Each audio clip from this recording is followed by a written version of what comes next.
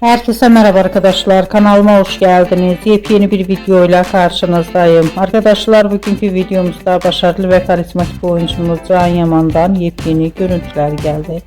Ben de bu görüntüleri sizler için YouTube kanalımda video halinde sunuyorum. Umarım beğenirsiniz. Arkadaşlar, videomu beğendiyseniz kanalımı izlemeyi ve bildirim butonuna basmayı unutmayın.